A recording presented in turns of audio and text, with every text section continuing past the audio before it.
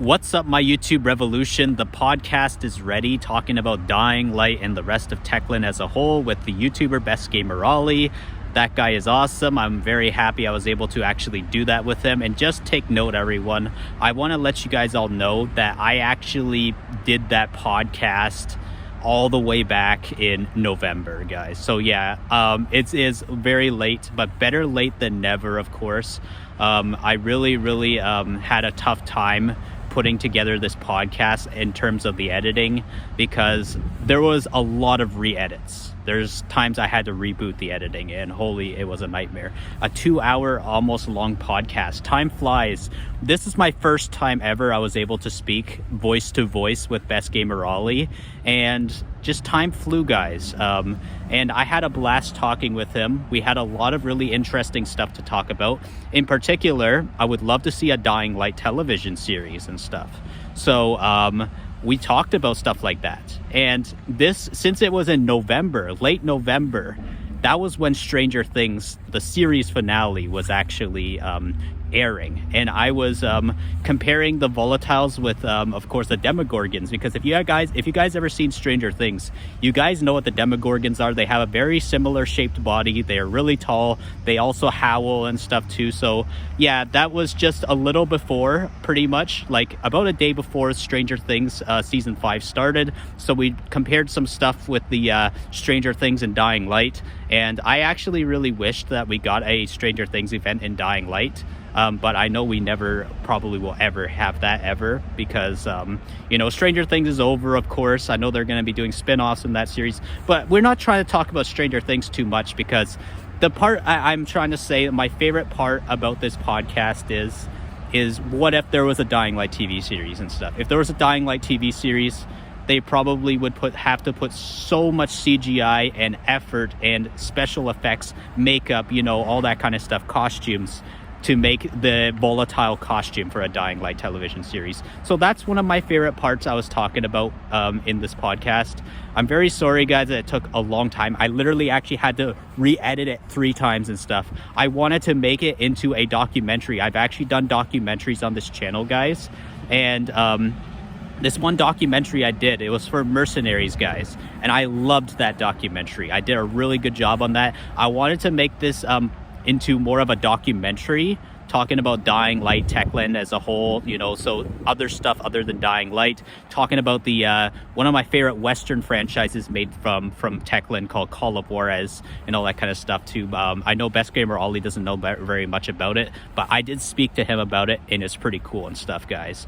So anyways, guys, I really hope you guys will enjoy the podcast.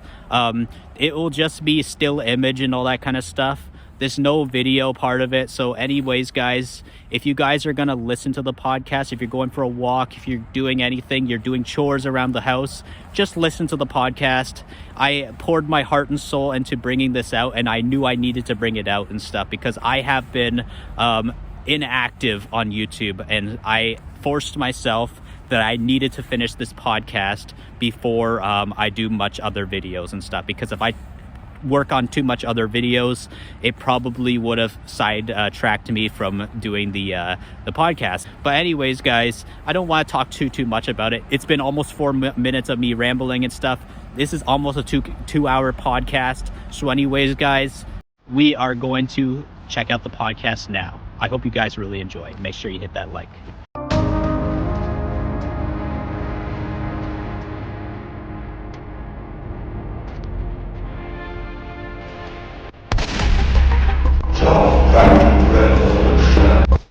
What's up, YouTube Revolution? ZombfectedGaming 349 at your fingertips. Welcome to a podcast with a well-known YouTuber in the Dying Light community known as BestGamerAli, or BGA for short. I'm ZG349 also for short as well too, or people call me Zomb for short as well too, or people call me Michael or anything like that. Isn't with you, BestGamerAli? Your name's Ollie, right? Would that be your real name? Yep. People yeah. do call me Ali, but I do have another full name. This is like a short one and more easy one that people can use. Mm-hmm. But my real name would be Sarfraz Ali Khan. Ali is like a very short thing here, so that's like easy to say. You can't say the whole name. Try saying my name, Sarfraz. Sarfraz? that was pretty good. But yeah, people have issues saying that. That's what they call me. They're like Ali, Ali. That's how they usually say, or BGA. Yeah, yeah. I could just call you Ollie though, right? Not Yeah, just anything is fine. All right, that's good. You can call me Michael, of course, too. A lot of people call me by my real name on YouTube as well, too. But most people call me Zomb actually for short. The only one I don't accept from people is people call me Zombie though. But yeah, it's either Zombfected, Zomb, or ZG or ZG. You know, depending if you're a Canadian or American or British, Australian, you know, etc. Stuff like that. But None of yeah. it. That's basically, yeah. I know obviously in America people would say Z instead of Z. I go Yeah. a mix between both Z and Z. That's how Canadians are. We will say Z or Z because Canada and the US, since we're so close to each other, Hmm. we share different English dialects like so much and stuff. Like so much Canadians and stuff learn from the American English, but also the Canadian English try to preserve their English and be more like the British and stuff. So basically, Canadians and stuff are basically a mix of American English and British English. That's basically what we are. But we probably all sound American, and a lot of people say there's really no difference between Canadians and Americans. That's what a lot of people think and stuff. But yeah, you're from India though, right? I know that because of your time zone. Yep. I could tell Yep. by your accent and stuff too, um, as well. I actually have a mixed accent, like you were explaining about the Z and Z. Hmm. So here in my country, a lot of people will say Z, but when I started speaking to a lot of people, like from people from US, Poland, all the other stuff, I started catching these accents, and then sometimes I would say Z or Z. So I'm like zebra or zebra. That's Hmm. how I have a mixed accent, pretty much. Not everybody would sound like me because, like I said, mix. Hmm. So, Yeah, and we have a lot of Indians here in Canada as well too. So I oh can yeah. tell by like a lot of the accents and stuff. Like literally, it's Canada is almost like a colony for India in a way. Actually, we got a lot of like Indians that moved from your country to Canada to go to college here. Actually, a lot. Hmm. Whenever I go on the bus and stuff, it feels like I'm stepping into India. That's what I actually feel like when I go on the bus because they're all going to college and stuff. That's what it feels like. But yeah, anyways, we're gonna start with what got you interested in Techland Games and how did you first hear about Techland Games? To be very honest, the first time I ever heard about Techland would be from Dead Island Games. Hmm. And I'm gonna be honest, even when I played Dead Island Games, I had no idea it was made by Techland because usually you don't look at the companies. When I was just a casual gamer back then, and like I didn't have a laptop. I had no desktop.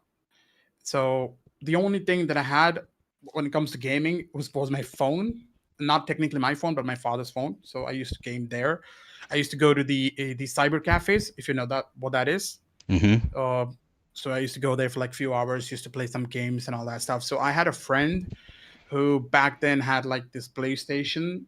So he had a lot of games. We used to play NFS and all that stuff.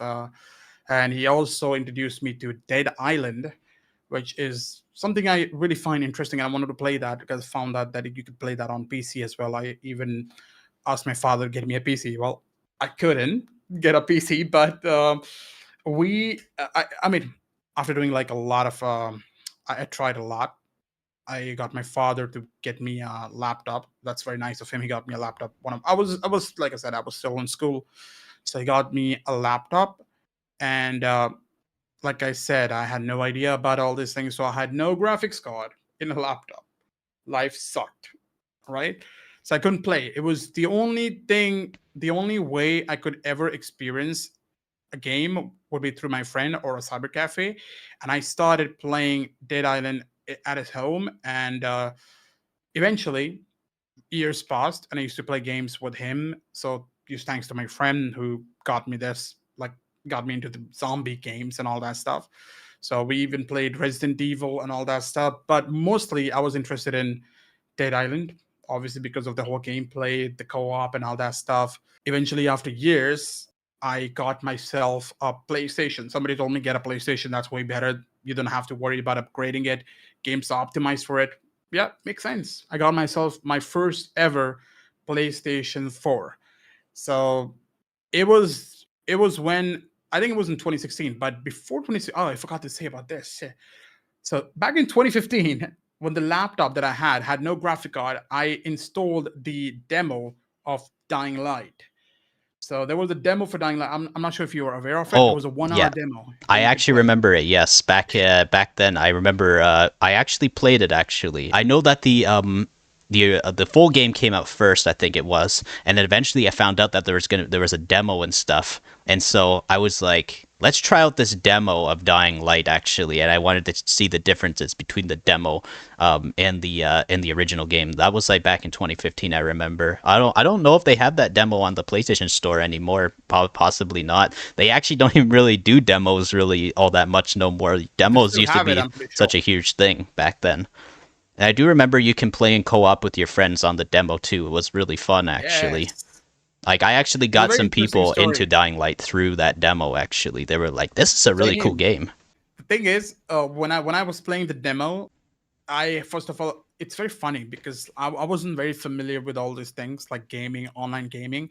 It sounds very weird that I feel like 2015 was the year when my gaming journey actually began. Before that, I used to play games, but those were like the mini games. I'm not sure if you're aware of those mini games flash games that we used to have on the PC, on the mobile, and even the other games that I used to play. The retro games is what you Hmm. call them. That's what Yep. I've played. My whole childhood, I've played retro games, and I've loved those. But coming to PC and coming to PlayStation, I think it changed my life back in 2015 when I started playing Dying Light demo. Because that was the only game that was free there, because you had to pay a lot of money to get the game, especially in my country. It's expensive. So Hmm. I played the demo, and I'm gonna be honest with you. I enjoyed it so much during the day, but when the night came, holy shit, I was so scared. I'm sorry if I'm swearing much, but I got my It's all good. brother to experience the night. He's younger than me, okay, but I actually made him play the game because I was so scared to go out during the night, and he wasn't scared. Man, I feel it's messed up because I was scared to go out. I mean, that's how I fell in love with this game. It was so scary, but yeah, even though I was scared, I was playing that again and again. And what happened eventually is somehow I got into the PlayStation Store and I found that there's a 14-day demo for PlayStation Plus. I had no idea what the Hmm. hell this is, right? It said online multiplayer, all that stuff. No idea. Never experienced any online game other than what do you call it, the Dead Island, but that was like the local LAN or something like that. I think you could play. Oh, I've played Counter Strike and all that stuff, but that's different thing. I'm saying on a PlayStation, I had no idea you had to pay money to play online. So no experience for it. I wasn't that experienced. So when I got that thing, I experienced first time in my life a co-op story game. Somebody joined my game. It was a kid, literally a kid. His I could say his name. His name was Liam. I think he was Australian, and he he joined my game, and the kid was giving me gold weapons. He gave me Hmm. the gold weapon, my first ever gold weapon.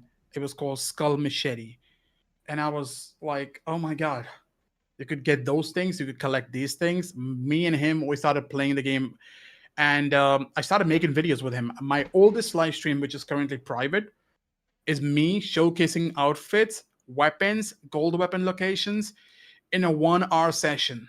The game resets every hour, and I'm going there, making the progress, making a video, and doing showcase, doing live stream, showing people. So me and Liam decided we get ourselves the new game, which is Dying Light the following. I think it was called the Enhanced Edition. That when it comes out, Hmm. we would Yeah. eventually have Dying Light 1 and both the Dying Light the following in it. And I was like, oh, that's a good deal. So I waited, got myself that disc. We both played that game, and that's how my journey began. I started doing showcase for my weapons and everything. You could see if you go to my old, I mean, first of all, when you look at my old videos, you better tone down the volume. It's super loud. It's so loud. I don't know. I never thought it would be that loud, but when I listen to it now, it messes up with your ear. I even did some old mobile games on that, so ignore that, please. But when it comes to Dying Light thing, the only game that I showcased first on my channel was Dying Light, and it was it was weapons, legendary weapons. I have a list of weapons. People used to ask me, "How do you get it?" and all that stuff, and I used to tell them, "Join my game, I'll drop you." So I found out that you could give stuff to people, and then one day while giving everybody this, I came across something called duplication. Hmm. I found out I could duplicate weapons, Yeah. and I felt that, and that's like the turning point for my channel. When I Yeah. found out this, Duping was a major thing in the both Dead Island and Dying Light community. Like a lot of the Techland games, they had a lot of the duplication glitches I've noticed and run, stuff. And I've noticed that Techland didn't really like punish people for that. Whereas if you were to do that in any other game, for example, like let's say if you were duping cars in GTA Online, for example, Rockstar is gonna crack down on that. They might ban your account and stuff. Whereas Techland is not but gonna that's do that. mostly online game. I feel like that's one reason. Hmm. Even though like the first game had PvP, so I mean, yeah, Techland has been very nice about that. Haven't banned anybody from my experience, but yeah, like I said, duplication glitch literally changed my life. The reason why I'm known in the community today would be because of that one video. Out of hundreds of videos I've uploaded, that one video somehow went viral in the night. Like when I uploaded the video in the morning, it was nighttime. I remember looking at my phone. I'm looking at the comments because back then I had my notification on my phone, and the comments were like, it kept coming. The comments Hmm. literally kept coming, and I'm like, what's going on? And I realized my video had reached back then 10,000 views. Big deal for me. Big deal. And Hmm. it kept going. It kept going. It kept going. And that's how it started. And then I got into drama because somebody stole my video after that. Yeah. I had a YouTuber steal my glitch, and because I was new to YouTube, I somebody told me that, oh, you need to get credit. Tell him to give you credit, and then we had like a small fight. We made videos on each other and all that stuff. People started supporting me because obviously I was right. He stole my stuff. He didn't credit me for it, but I think my channel started blowing up, and I realized glitches is the key to Hmm. success. Yeah, I was in a situation similar to that before too, when I was like covering this game called Watch Dogs Legion before too, and some people actually had stolen my ideas and stuff too, and I got into a dispute kind of also too with some other YouTuber that was covering Watch Dogs Legion at the time before too. So yeah, I know exactly what that feels like when people steal your content and stuff and don't give credit at all. Whenever I like make a video and stuff, and if it's very similar and stuff, or if it's not just similar but like it's almost pretty much the same content and stuff too, what I do is I will actually take a look at other YouTube channels that have covered the same topic as me too, and I also credit and stuff that they've done this as well too. That's what I do. Yeah. Nowadays, to be very honest, I do not care much about the credit. Like I give people credit. I don't care if somebody gives me credit or not. But that's like the years of experience that I've had. It's just it's not a big deal to me. Hmm. If it's a big YouTuber, very big YouTuber, yeah, maybe. But if it's a trick and everything, I would not bother. Really. If it's a trick, somebody copy it, I'm not gonna bother. If somebody copies my videos, yes. If it's a big dude, I'm gonna speak. I'm Hmm. gonna speak to him. I've actually given a copyright strike to a very big creator. I'm not gonna name him, but he had like 3 million subscribers, and he was doing Dying Light the Beast content, and the dude literally took certain clips from my video that I have created. My friend did some cutscenes for me, and I made a thumbnail. The guy used that as well, so I had to give him a strike. Now there are small creators who use my thumbnails as well, a lot of the shorts from me, and I'm totally fine. Anybody watching this video, you want to use shorts for my video, you're a small creator growing, use it. I don't care. I'm not going to bother you. Trust me. But if it's a big creator, watch out. That's the years of experience. I don't care. I want people to grow. But when you grow, stop doing that. Hmm. When you reach a milestone, like don't do that afterwards. It's not good. But yeah, like I said, glitches changed everything for me, and I started doing glitches. Eventually, 2017, and like years kept passing. I got recognized by Techland. Big deal, right? Getting recognized by Techland, getting a follow on Twitter by Techland, getting some. I never got sponsored. I would say like no, but never paid by Techland. In a way, the only time I've had, I would say I don't know. Can we call this partnership? Yes, it's partnership between me and Techland, but never a sponsor. Like I've never been sponsored by Techland, but only partnership where either I'm promoting their stuff, right? Or like a store. They had like a Gem Lee store back then. I was promoting their Gem Lee store. I had a special code for myself, some special docket codes. I had special discount codes for my name. I had an affiliate link and all that stuff. So those are partnership stuff, but never sponsored by them. But that was it was a big deal. But then I started realizing the moment I started growing up, people started hating me for the glitches, saying I'm destroying the community by doing glitches and everything. Like, you know how people are, right? Mm-hmm. When I was a small creator, it didn't bother. And to be honest, they're right in a way, right? That when I'm a small creator, it didn't bother much because I'm that's why they call you like influencer, right? Then you're influencing people to do this, which I agree with them because when I started making videos, I had people waiting for my videos and they used to do those glitches and everything. So I stopped with the glitches and then I just started doing new stuff because you will see the difference in my content. Back then, it was news as well, but mostly it was just glitches, tricks, tutorials, and all that stuff. Now it's majorly update videos, theory videos, and it just changed. My whole channel just flipped out of nowhere. I stopped doing glitches. I completely didn't stop doing glitches. It's just the frequency of glitches has been stopped. Like I'm not doing it quite often. I'm doing the glitches, but it will be like there will be like a months of gap in between, like 6 months, sometimes a year between my glitch videos. So yeah, Yeah. people are excited. Like you could see my last video was very popular for the glitch, but Yeah, since you that know a that lot of people, since that a lot of people got, pretty big off of like, doing those glitches for Dying Light and stuff. I, as a channel, actually did not really do any duplication glitches. Whenever people would ask me to dupe with them and stuff, actually, I say I'm not really very well experienced with duping and all that kind of stuff. And I said that this Dying Light channel doesn't do any duplication glitches. I'm trying to stand out from, the crowd and do, Mhm. my own type of stuff in the Dying Light community. So that's one thing that I wanted to do myself. I know that it was very popular in the Dying Light community, but I wanted to do something in the Dying Light community that I prefer to do for my own. Like most of the stuff that I really enjoyed talking most about in the Dying Light community is the lore, because I'm a huge lore guy and stuff. I love, the lore of the Dying Light universe. I know, say what you will about, some of the stories and stuff in the Dying Light games, mediocre at best, right? But I think that the lore though is what really holds up, the world of the Dying Light series and stuff. Like, wouldn't you say that the lore of the Dying Light universe is pretty good, right? Like in terms of like the world building that they have in there, like the whole GRE stuff and all Yeah. the hidden secret stuff that you can find and stuff. Yep. Reading There's all that so stuff. many things.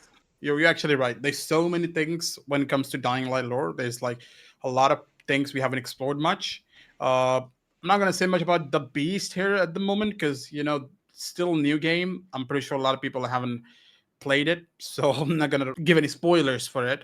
But yeah, the lore is very interesting when you look at the Dying Light 1, how it started and how it ended, and then in the following DLC, there was like two different outcomes, and now we know which outcome is real. So again, not gonna say that, but we can give spoiler warning, right? Hmm. For people, obviously spoiler warning here. He's gonna put a spoiler warning here. So the real ending we all know is him becoming the uh, the sort of sentient, like going crazy. He was infected.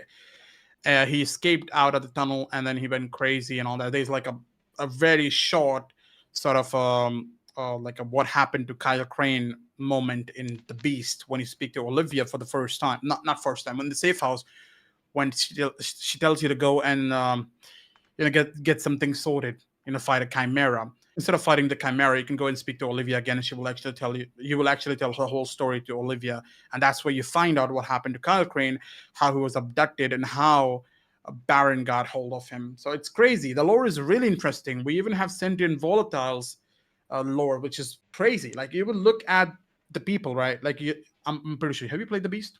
Oh yeah, definitely. Hype. I played it all actually. Like every time whenever a new Dying Light comes out or anything like that, that's always a day one purchase for me and stuff. And since that Dying Light is so well known on my channel and stuff, I cover it right away and stuff. So yeah, I know everything pretty much about, the Dying Light series, how the whole story goes. I actually Right. beat Dying Light 1's story probably more than 100 times actually, because I used to play it like so much between the gap of the years between Dying Light 1 and 2.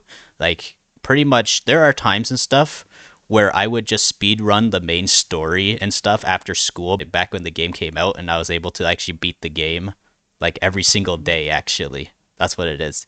Like even though that the story was mediocre and stuff for Dying Light 1 and stuff, there's just something about like that game. There's the charm and stuff of that story. Like I love hearing Kyle Crane's voice and stuff when he yells and stuff. I also love hearing Rise and stuff too. Like they're all really good voice actors and stuff. They definitely are. And even though, like I said, the story is obviously not the best story I played ever and stuff. Like I think Red Dead Mhm. Redemption 2 is probably the best story game I've ever played, definitely.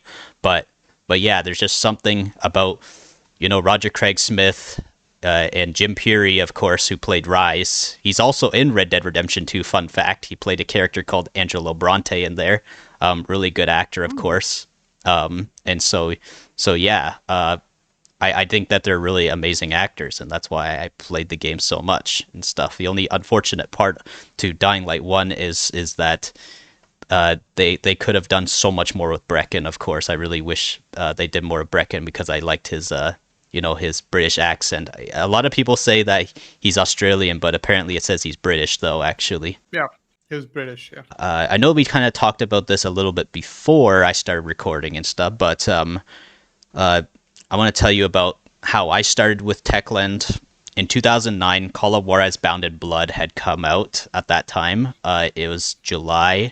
I was just like I think I was 11 years old. I was going to be going on 12 at that time, and Modern Warfare 2 was going to be coming out that year. And so eventually my former stepdad at the time and stuff, so he knew I wanted to play another first person shooter game. And so eventually when Call of Juarez Bounded Blood came out, he bought that game for me. I played through that. I really enjoyed the Western games for the very first time. It also had the American Civil War in it too, so I started learning more about the history of the American Civil War because I was so heavily into World War II games, and I wanted to know more history throughout my life and stuff too, because history was one of my most favorite subjects in school, especially for yeah, just world history in general. I think that history is amazing. I think everybody should know history. Definitely, I think it's the most important topic ever, definitely, for education. And yeah, that's how I got into Westerns and stuff, was because of the history of, the Wild West and learning about that. And then the next game, Call of Juarez The Cartel, had come out in 2011, but that one did not do so well. I don't know if you heard about the controversies with that game, Call of Juarez The Cartel. Did you hear any about that before? Nope. So Techland actually delisted that game almost everywhere.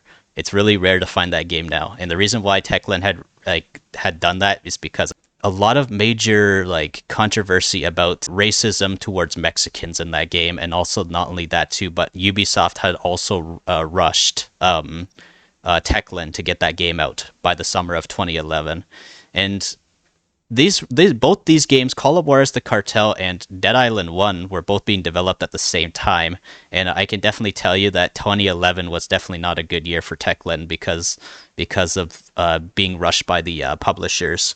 It was Ubisoft rushing them with Call of Juarez, and then Deep Silver also rushed. Deep Silver. Yeah, they were rushing Techland with Dead Island because they wanted to get it out. I Right. think, yeah, it was the first Dead Island for 2011, and then I know Riptide came out in 2013. That's what it was. But yeah, Hmm. but ever since then and stuff, and then eventually when they wanted to make the zombie game that they made, of course, with the first Dying Light, of course, that game actually felt smoother than Dead Island, definitely, even when it first Oh. came out, definitely by far, right? Wouldn't you say so? When Hmm. Dying Light 1 came out, That's basically what Dead Island was supposed to be. And so when that did so well, Techland eventually uh, parted ways also too with Warner Brothers Games, because Warner Brothers used to be the publishers, but they don't own the Right. rights to it no more. I think Warner Brothers didn't really want to like continue on with Dying Light 2 all that much, I believe. So, but Techland loved it so much, so that's why they bought the I think the rights to Dying Light completely, and eventually, I think in 2018, that's when Techland also became their own publishers, right? Because I actually Right. read up a lot on Techland's history and all that kind of stuff on Wikipedia, but that's what it says. And it even says for Call of Juarez as well too, that in 2018 Techland had also bought out the rights away from Ubisoft. So now Techland owns 100% full rights of Call of Juarez, and I don't think that Techland would have just been like, if they're not going to do anything with the Call of Juarez franchise, they probably wouldn't have bought it, right? They probably are like, hey, we want to hold on to this franchise because who knows, right? We could come back to it. You think so? If Techland wanted to, of course, make another Western, because, Red Dead Redemption made We talked Westerns. about it. Like you said, we talked about this like before starting this recording. I even gave you sort of like a screenshot of the trademark. Remember? Yep. So I feel like that could be like, I'm not really sure, but that could be because the name definitely resembles something like that. So you can actually, if you want, you can tell that to your audience, or I can say if you want. You're showing the thing for the trademark for Dying Light the Beast before the game also, got announced and stuff with the trademark, and then you said Call of the West as well too, as another trademark and stuff too. Right. So that sounds very Wild West. And when you have the call in there, that word, it sounds very Right. Call of Juarez like. So yeah, you never know, right? We might see another Call of Juarez game down the line. I do know that Techland had also canceled some other games, of course, like that medieval or not medieval, that fantasy game. But they also canceled Yeah. years ago Hellraid. I know that game Hellraid. You remember the Hellraid as well too? Yep. Yep. Yep. Yes. I know a lot of people were like upset that that game got canceled. A lot of people who are Skyrim fans, or even like any like Elder Scrolls fans, really wanted to play that game.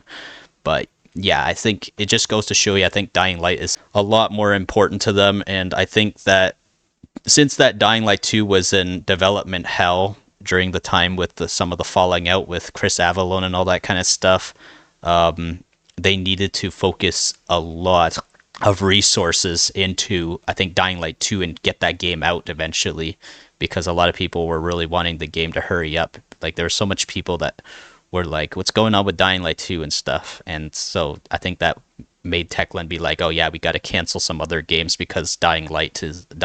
A lot of people want Dying Light 2 so badly. So I think that's why some games had been canceled at Techland. And to be honest and stuff, I'm actually not very much of a fan of fantasy medieval games, but I have played games like The Witcher. I played Skyrim and stuff like that. They're decent though, I would say, but I'm not like a major fan of those type of games, so I wasn't like so upset or anything like that about Hellraid being canceled and that fantasy game and stuff too. I wasn't I wasn't too upset and stuff because I'm way more of a post-apocalyptic, postmodern world type guy, like Dying Light and Fallout and stuff. Like that's the kind of stuff I really, really enjoy. And I also enjoy the Wild West, of course, too. So, yeah, if Techland, of course, is going to be focusing more, of course, on post-apocalyptic with Dying Light and potentially with the bringing back the Wild West and possibly an open world Wild West game in first person, like a Far Cry game, like almost in the Wild West, pretty much basically what it would feel like. Well, sign me up, definitely. I was actually excited for the fantasy game because again, Techland was doing something interesting like that, something that they haven't done before. Hellraid got cancelled. I wish Techland would have like released Hellraid separately. Them adding that in Dying Light definitely got us excited, but it was nowhere close to what they promised back in 20. I think that was 2013, right? 2014 and 13 I think so, when yeah. they announced. Yeah. I remember So it watching was some of nothing like that. the gameplay and trailers to it. They did look cool. I even though I'm not into fantasy westerns and stuff like that, and since I like Techland a lot, I probably would have been like, hey, I'll try this out and stuff. I really love Techland's mechanics in their games, and Techland just has a I don't know, there's like a really good charm to their just the way they develop their games and stuff. Like there's just something Right. I like about them. Like I don't know if you notice this, but you probably notice it though. But like whenever you play a Techland game and stuff, one way to know that it's a Techland game is when you're in the cutscenes and stuff. Notice that the when you're in the cutscene, the camera zooms all the way up to the character that you're talking to all the time in first person. That's one way to know Yeah. that you're playing a Techland game. Like even I think even some of the Call of Juarez games also had that too. Call of Juarez Bound in Blood, I think, also kind of had it, where you know the camera kind of zooms into the character that you're talking to, and then once the cutscene's over, this camera zooms out. That's actually how it was. It kind of they kind of remind me of a smaller version of Bethesda in a way. Sometimes Techland does. Bethesda also is a what makes Bethesda and Techland kind of similar too is that they actually like to listen to their community a lot and take a lot of feedback from their fans. And of course, they have that funny jankiness and glitches sometimes too Yeah. with their games, Bethesda. both Bethesda and Techland. So yeah, they're definitely one of my favorite companies in gaming for sure. Alongside also Rockstar Games too, though as well. Techland, Bethesda, and even Rockstar. But Rockstar doesn't listen to their fans as well as what Techland and Bethesda would do. Like, you probably I don't know if you ever played Fallout 76 before. That's the online Fallout Oh, I game that's have. been. I made videos on it. You did? Yeah. I know that the game I sucked originally at first, but like the game has gotten, so many updates and gotten so much better over the years. So I'm glad that they did that and stuff and made the game so much better and stuff because most companies nowadays, if a game fails on launch, they'll just abandon it completely and stuff. But when Mhm. you got with Techland and stuff, when Dying Light 2 first came out, so much people were like hating on the game, even overly hating the game and stuff. But the game wasn't terrible, obviously not. The game needed major work, obviously, and all that kind of stuff. And the major Dying Light fans, of course, at least stuck through and bared with Techland and were patient with Techland. And Techland actually made Dying Light 2 so good, honestly, like throughout the years. And that's one of the reasons to why I streamed the game every Tuesdays and stuff because I really wanted to, talk with the Dying Light community every week and stuff. I know like what I basically do in those streams and stuff is just fool around with friends in co-op or I either, just run around in parkour while I talk with my audience. That's pretty much what I do. And we talk about ideas, what we want to see with Dying Light franchise, all that kind of stuff. So yeah, I was trying to keep, the Dying Light, community, talking and keeping the community alive and all that kind of stuff. That's why I did these weekly streams with Dying Light 2, and I do celebrate even the anniversaries to the Dying Light games as well. So Yeah, me whenever Dying Light 1 has its anniversary, and since that the following and stuff, even though it's a part of Dying Light 1, I actually like to consider Dying Light the following its own game actually. That's what I like to do sometimes. And so what I'll do is I will stream the anniversary by speed running the entirety of even the following as well too. And with Dying Light 2, I celebrate that anniversary, and I guarantee you, definitely next September in 2026, I'm definitely celebrating the first anniversary to the Beast as well too. That's what I'll pretty much be doing. That's awesome. The Techland themselves don't actually do that, They Uh, only do one anniversary event. Yeah. I'm glad though that at least Techland actually acknowledged their anniversaries and stuff. Unlike Rockstar Games, they don't even acknowledge their anniversaries for their older games and stuff, or any of their games really. GTA 5 actually had a 10th anniversary back in 2023 since the game came out in like 2013. They only had like 2 or 3 things and stuff in GTA Online.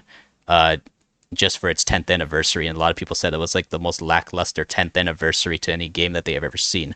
But Techland, though, with what they did with Dying Light, they with their 10th anniversary, they gave us a complete overhaul of details for Dying Light 1, which a lot of companies don't even go back to their older games and do updates like that. So yeah, that's another amazing thing to give Techland credit for. And of course, more updates for Dying Light 2 even after the Beast had come out as well too.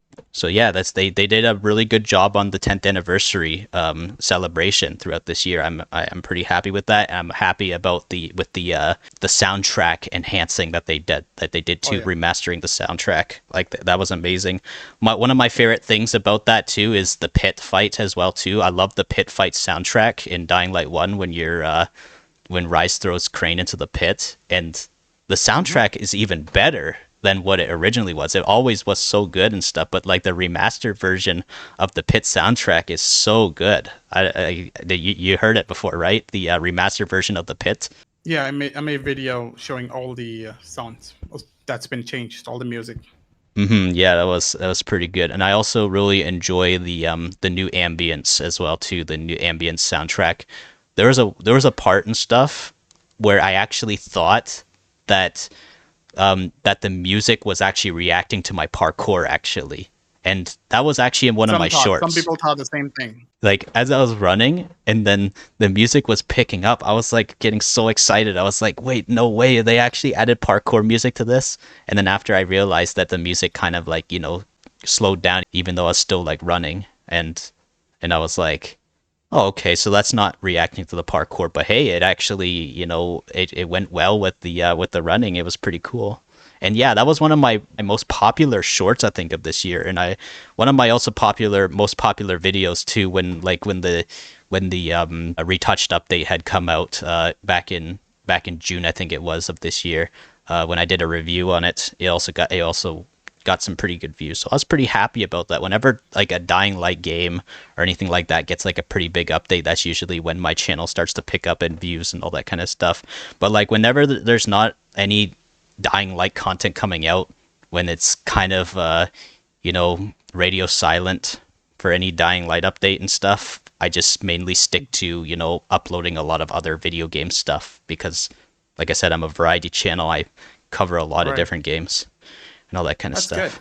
That's good. I want to do the same thing, by the way. It's better to have. See, I love Dying Light games, and you can see that I've been making videos on that game for years, right? Like I'm very like I've been doing that consistently for that many years.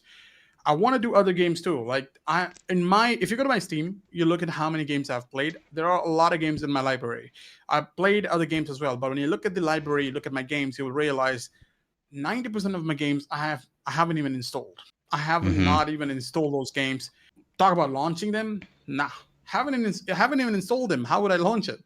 So only game that I've played for years is Dying Light. Some other games here and there. Like I love survival games, so I would play Ark Survival, sometimes Minecraft when I want to chill, right?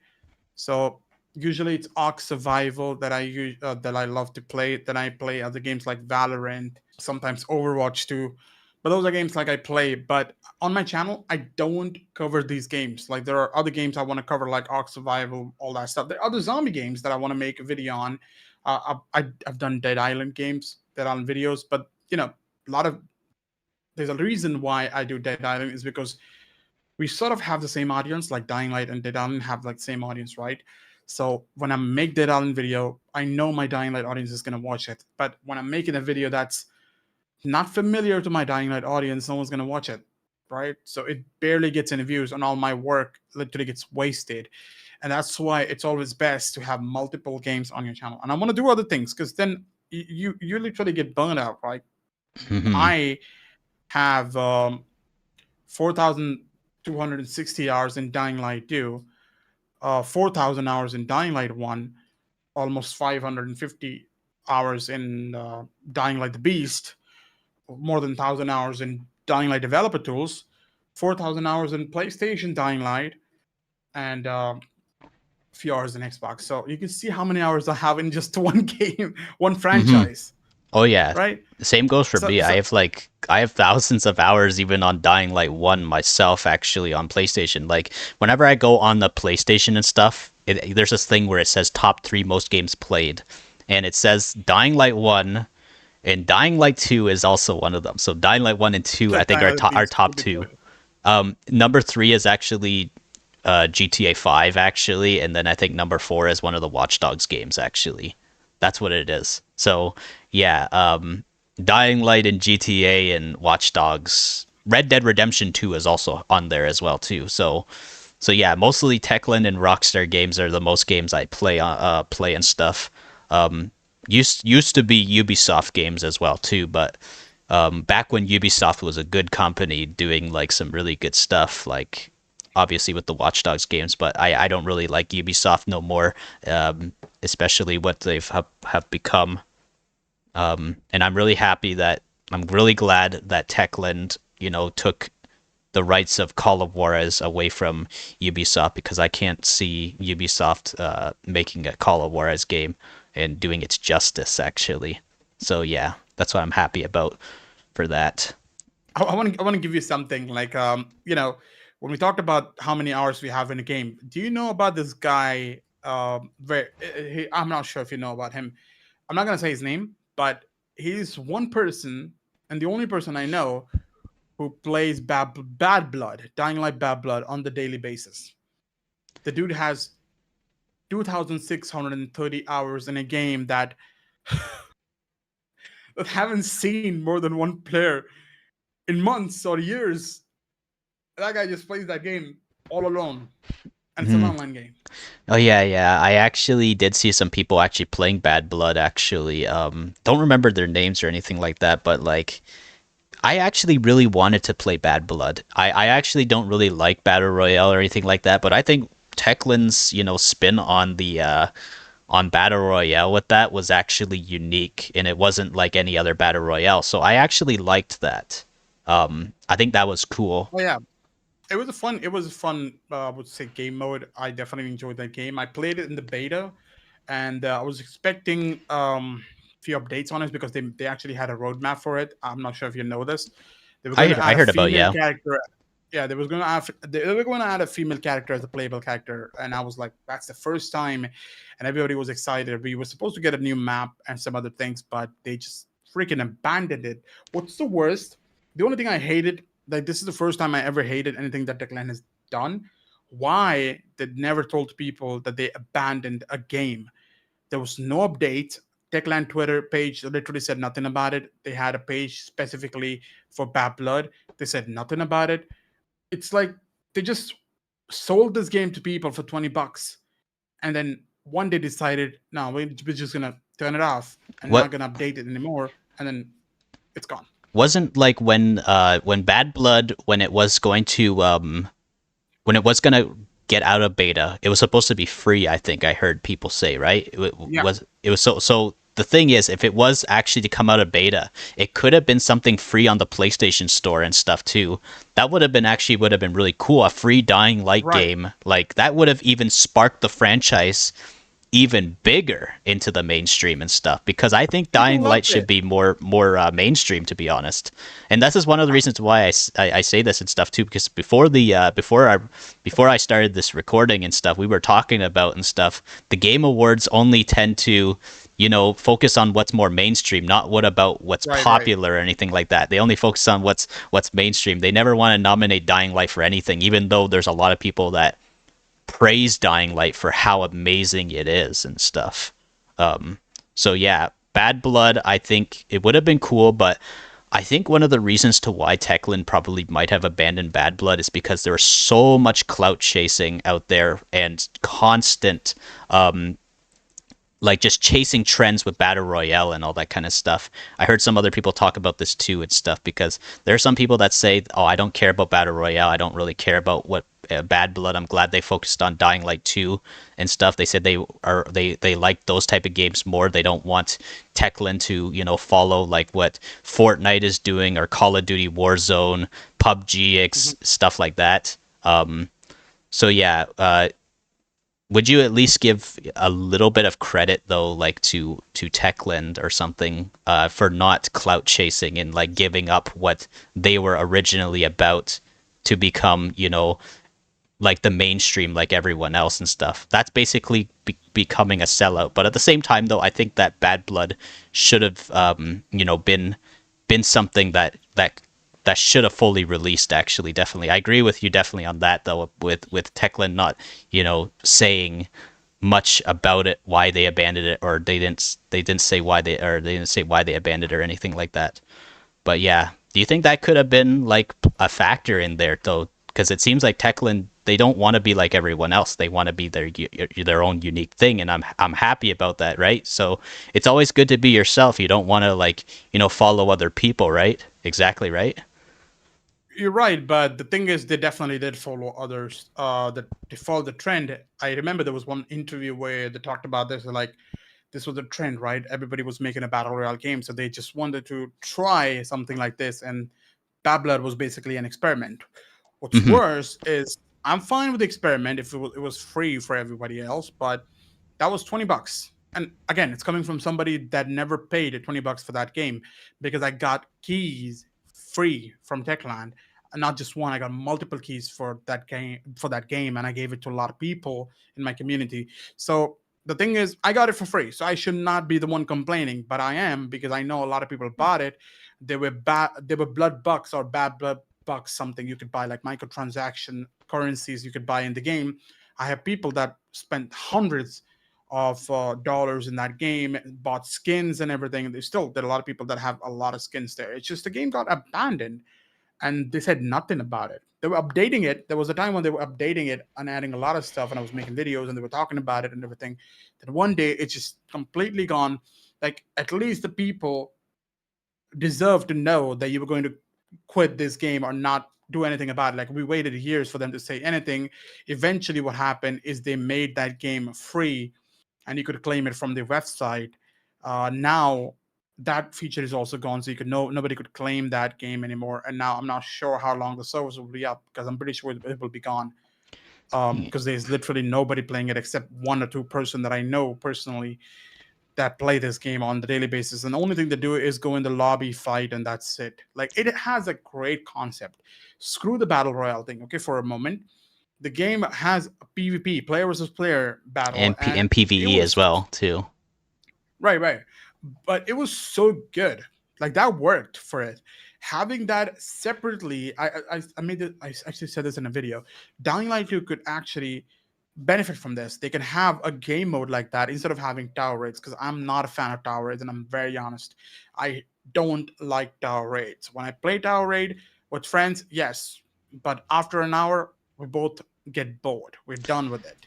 There's nothing to do there. But having something like Bad Blood or like a game mode like that would have been amazing. Like, people loved Bozak Horde. You Hmm. both could play it. Remember what happens at the end of Bozak Horde? You both have to fight. Yes, And the it's like a person that battle gets the royale first at kill the wins. end. Right. And I love That it is so actually good. too. I actually like to stream the Bozak Horde every May 26th. That's when it came out, May 26th of 2015. Wow. And when I play Bozak Horde, I also cosplay as Bozak himself. I have the mask and stuff too, and I also wear the patient outfit or Right. something. Yeah, and yeah, it's and I remember also too. I think it was I forget. I think it was last year or something too. But since that uh the community maps and stuff, they had that even in Dying Light 2. I also played that on the channel as well. I did a little playthrough of the Dying Light 2 version, and I dressed up like Bozak for that as well too.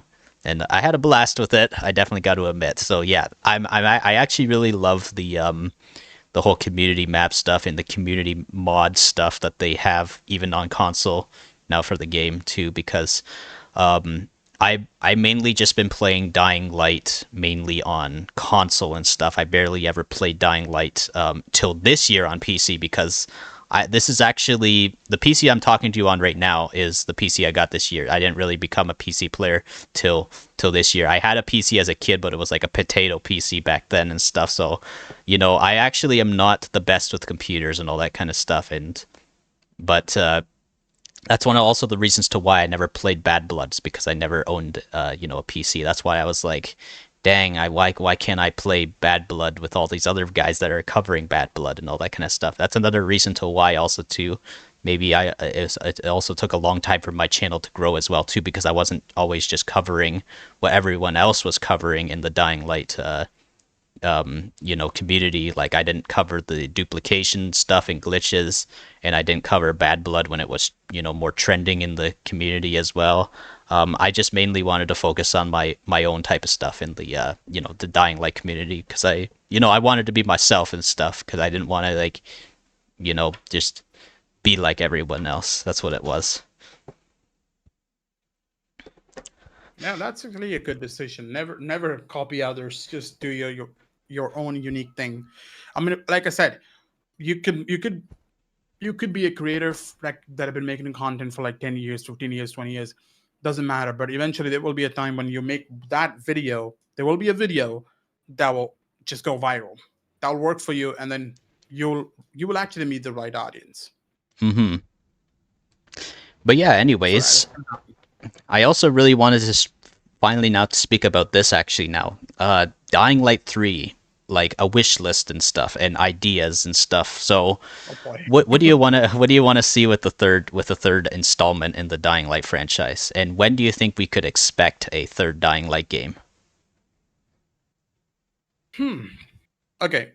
So this is all just my assumption based on like looking at the how much time Techland takes to create a game. Now, if talking about what I want to see firstly in Dying Light 3, I think it will have a bit of spoilers, so again, spoiler warning for people. So people that have actually played Dying Light 2 and Dying Light the Beast would know the ending, would know what happens.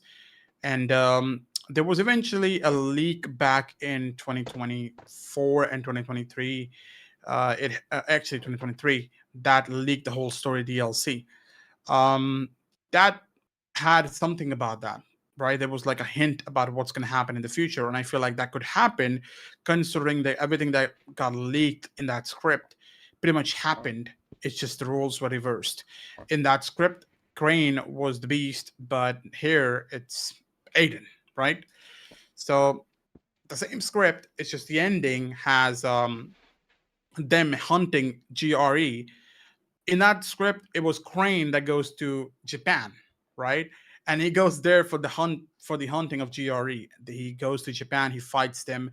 So that's how it should have been. And I honestly love that idea. I love the idea of Crane going after the GRE, but I also love the idea now of Crane Aiden going after the GRE, like the team up of the three people going Hmm. after the GRE. That sounds so good. Like Oh yeah, imagine them definitely. in. I'm not sure about Japan. If they, I mean, they can definitely nail Japan, right? They can do really good things if done right. But any place would work if they have, like, if they do something like what they did in Dying at the Beach. Just pick a good location. Make sure the game needs to be grounded. To be very honest with you, like look at Dying Light 2. Aiden was just Aiden just. If you look at Dying Light 1 and Dying Light 2, right? Look at Crane. He didn't have any superpowers, yet he was doing crazy parkour and all that stuff. Like it was fun. In Dying Light 2, Aiden just, man, the jumps are crazy. He got springs in his leg. And Yeah. that parkour felt, it was fun, but it felt weird. That's why I wanted to be. It needs to have that gravity and all that stuff. That needs to work perfect. Otherwise, it's not gonna work. Like talking about having Aiden in Dying Light 3. I mean, Hmm. Yeah. I actually am completely open to Techland taking as much time as they can with Dying Light 3. I think if it takes until 2030 or even sometime in the early 2030s, I'm actually completely fine with four that years. actually. Yeah. I'm pretty sure it's 2030 when the next Dying Light game comes out.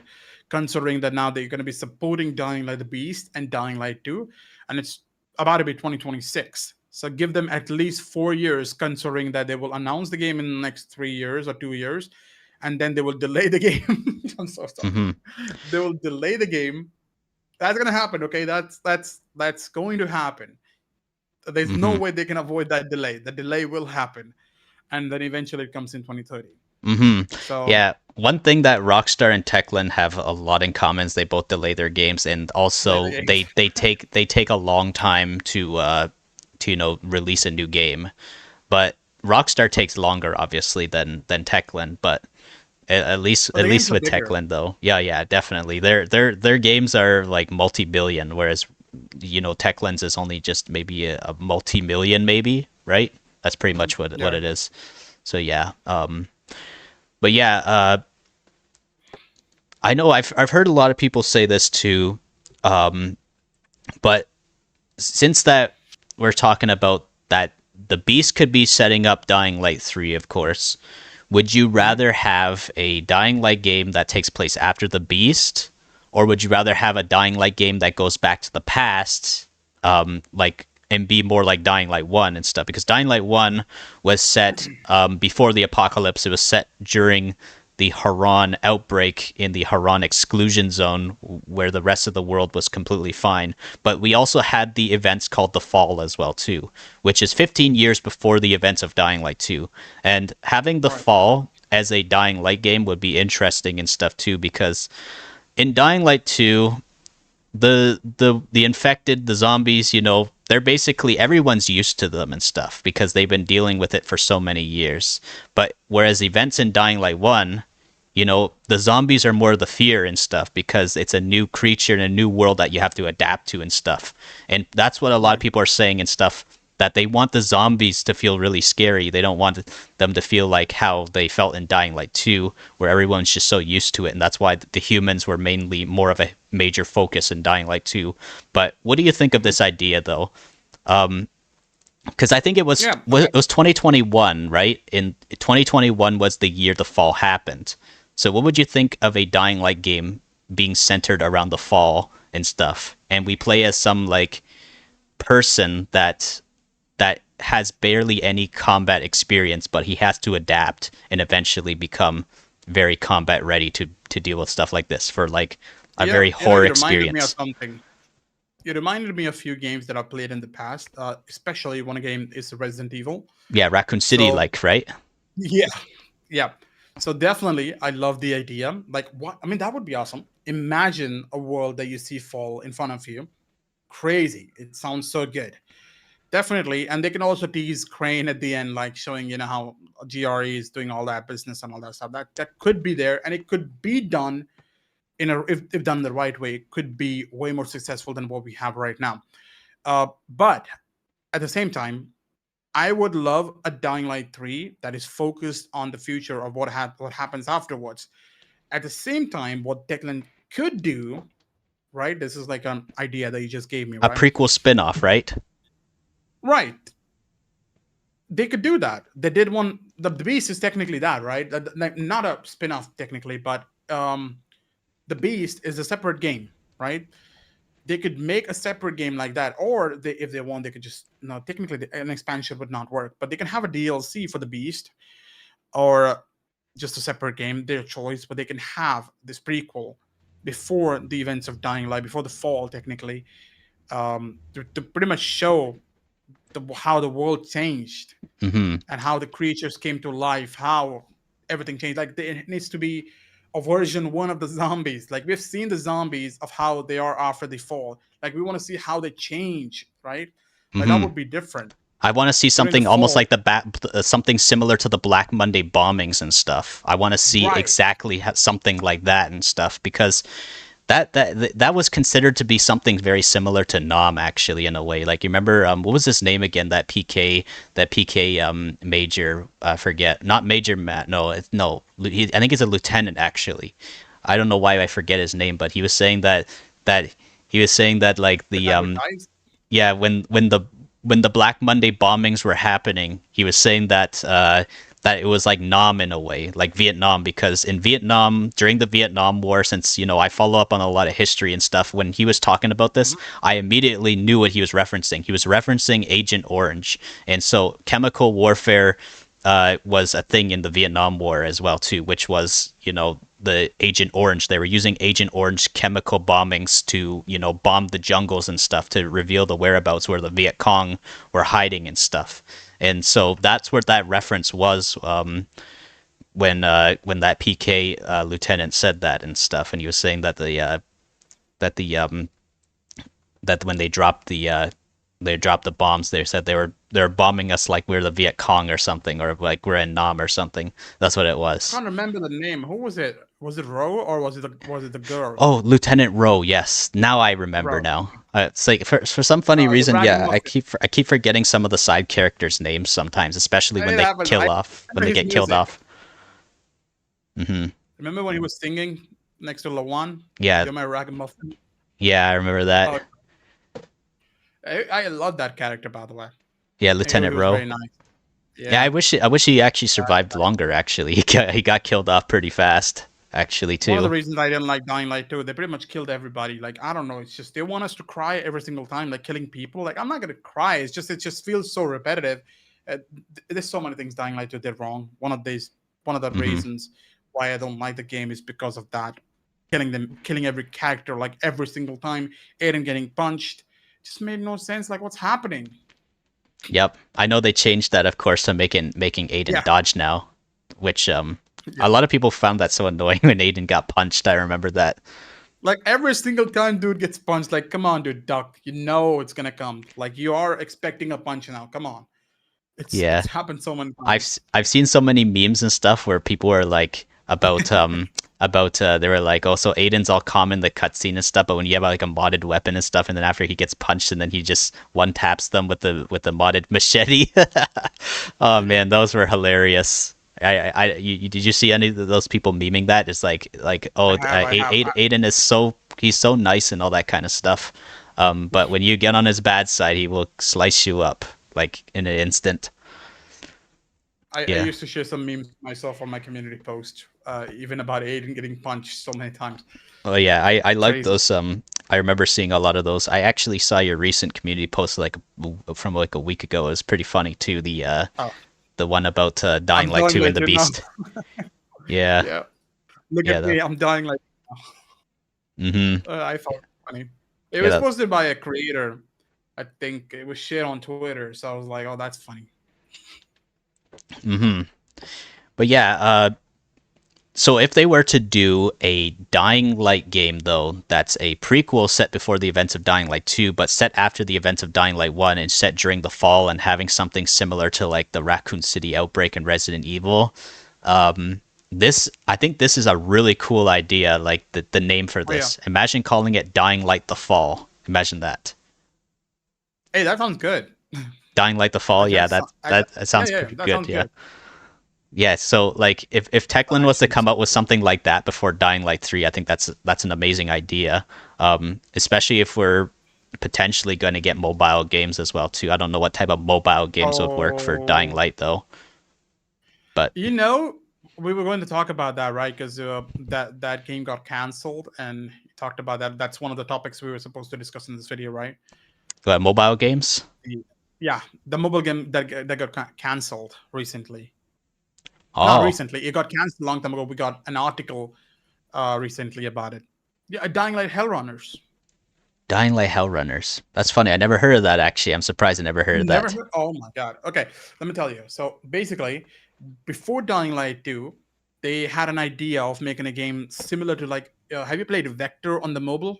No, I haven't. I Like a actually don't really play much mobile games. I'm actually not a really big fan of mobile games. And one of the reasons to why I'm not a big fan of mobile games is because I can't stand like I used to play Nintendo DS a lot as a kid, but it actually hurt my neck so much and all that kind of stuff that I grew away from like playing mobile games in general. And it just I just don't like looking down and just playing a game. But if I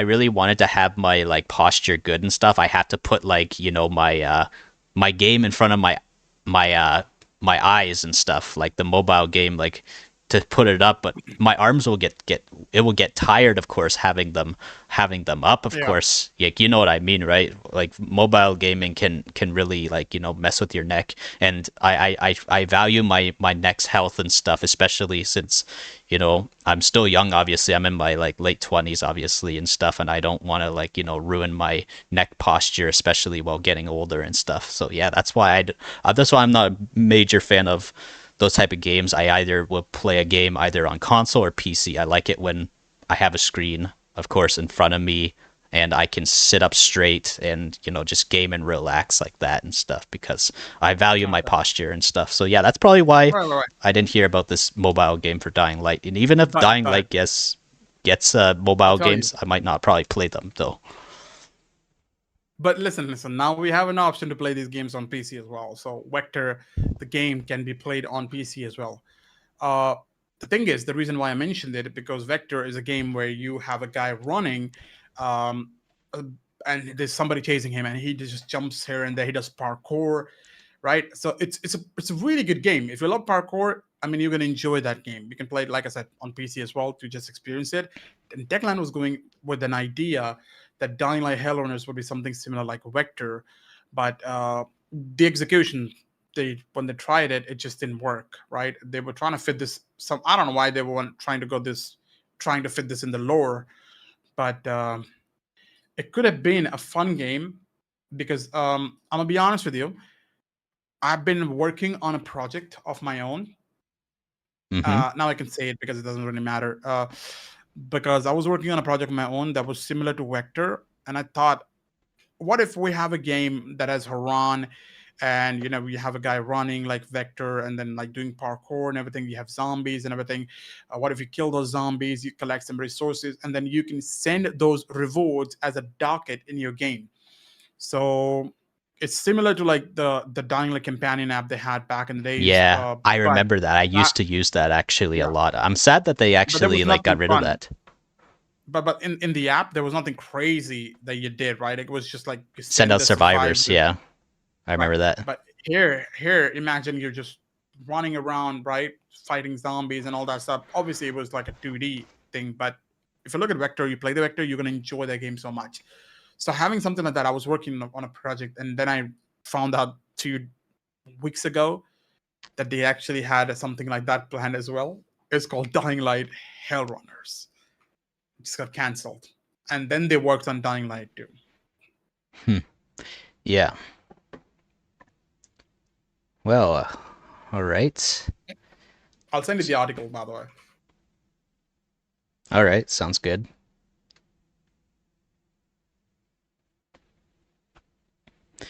What else we have? Yeah.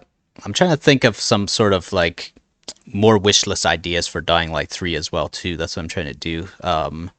So yeah, Japan though. So if Japan was to be done in a Dying Light 3, like let's say if the GRE are there or something, Mhm. and since that when you play games, the Dying Light games, it's Dying Light 1 is set in Turkey. I know there's a lot of debate and stuff whether Dying Light 2 is set in France or Switzerland or stuff like that. I think it's definitely France. The reason is because some of the locals, obviously Hakon, he's French obviously too. He said that he was there pretty much even way before the outbreak. It's like his home city and stuff. And also I remember Mhm.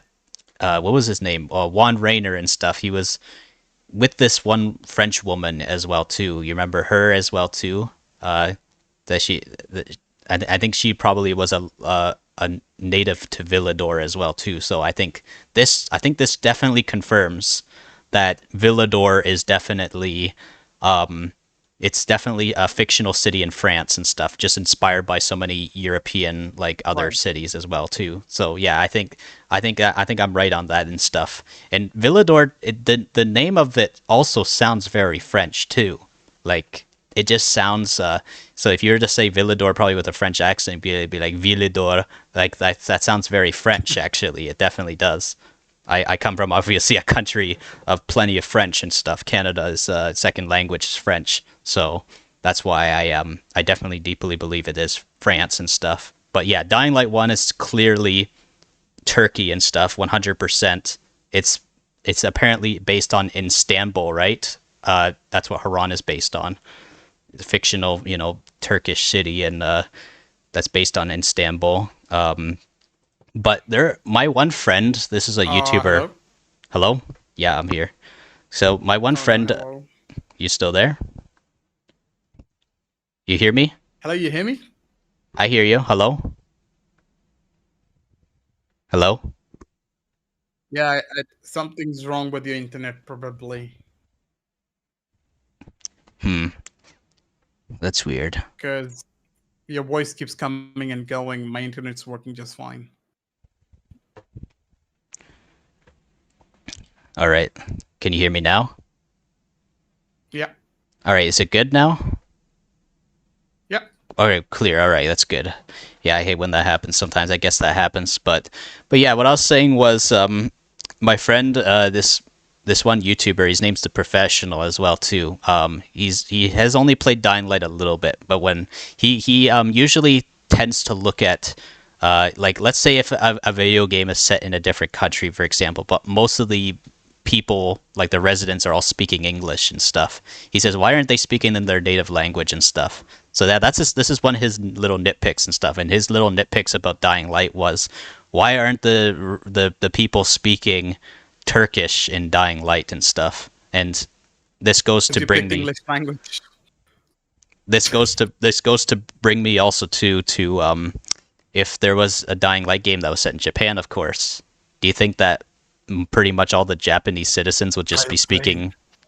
They'd be always be speaking in like English, but with a Japanese accent, because in That would Dying be Light good. 1, in Dying Light 1 though, we heard, some of the characters, they had, Turkish accents and stuff, but their English was so on point and stuff.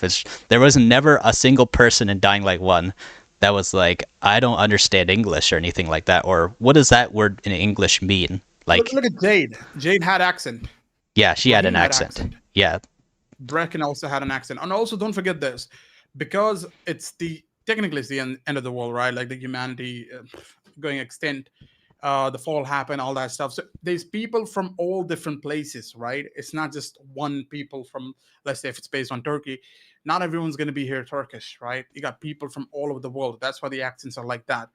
Uh, and and also like I said, it was the Raheem accent. it was the Global Athletic Games, the Haran Global Athletic Games. So there Right, are so many right. people that were coming in, and Exactly. this is one thing I think I was explaining to my friend as well too. That was criticizing about the how, why are these people all speaking English? I was saying I think that Haran's second majorly speaking language, so one of their second languages was English. So I think that's probably primarily why they speak so much English there too. And one thing that's also that some people find really weird too is, why is all the PK in Dying Light 2 all American and British and stuff? Because most of the PK are mainly American and British and stuff. They literally sound like they are just people completely. It just makes it feel like you're in America and stuff. There are people and stuff that ask me, they're like, "Oh, why is Dying Light Dying Light 2 is a game set in America, and why they're not using guns and stuff?" That's actually what some people say. And then I said, well, I honestly was like, maybe the PK or something were probably originally from America and stuff, and they were annexing the place during the fall or something. And it was that's what I was saying and stuff. And so that's what I believe, since that it was said that Villador was the last bastion of humanity, one of the places that could help, like repopulate the world again and all that kind of stuff. So maybe that's potentially it and stuff. Maybe a lot of Americans immigrated there and then they formed the PK and stuff, and some of the maybe some of the renegades as well too. But it's really difficult to tell if what type of accent the renegades even have, because their voice is all screwed up from all the drugs anyways, right? Yeah, but your theory is actually really good. Because that's what I think it is. I think it's definitely Americans who've left mainland U.S., because in the U.S. it says that the United States have become the United States of Anarchy, but I think calling it the Divided States of Anarchy makes more sense, honestly, because that's actually what it says in the newspaper on the lore, saying United States of Anarchy. That's what it says. But yeah, do you think that sounds better? Divided States of Anarchy, definitely. Yeah. Yeah, definitely that would have been cool. But yeah, anyways, now let's talk about now the GRE and stuff. All right, so what do you think You definitely think that the GRE were not defunct, right? Meaning as in like completely gone. Because in Dying Light 2 it said that Obviously, yeah. it's maybe some of their places, around the world, of course, maybe some of the GRE headquarters, of course, have fallen. But I believe, and I've been saying this plenty of times too, I even have a lore video on this too that I made talking about where are the GRE, where have they been, or are they gone, or are they in hiding and stuff. And right when I saw that helicopter at the end of Dying Light the Beast, I was like, I think I knew it and stuff. The GRE have never been, they never probably have been gone. They probably just are hiding out somewhere in an undisclosed, maybe, hidden city and stuff that's untouched by the apocalypse and stuff. We have stuff like this in the Walking Dead television series. We had this military group called the CRM. They run a city called the Civic Republic. We've also had the Commonwealth as well too. Those are all places that were controlled by a massive military group that is untouched by the zombie apocalypse and stuff. And this is possibly what Techland could be, setting up, right? You think so? That we could have some sort of like hidden city and stuff with the GRE. Right. You're actually on point with this because the original idea for the DLC 2, back when, if you remember in Dying Light 2, they said this is the last human settlement, right? Like there's no other country that's left. Everything is gone, basically. But when they were working on this next DLC, they had a lot of ideas they scrapped. And one of the idea was to have a place that has not been touched by the infection yet. And that place is clean. It has human settlement, and there's people from every country that's been there and living there.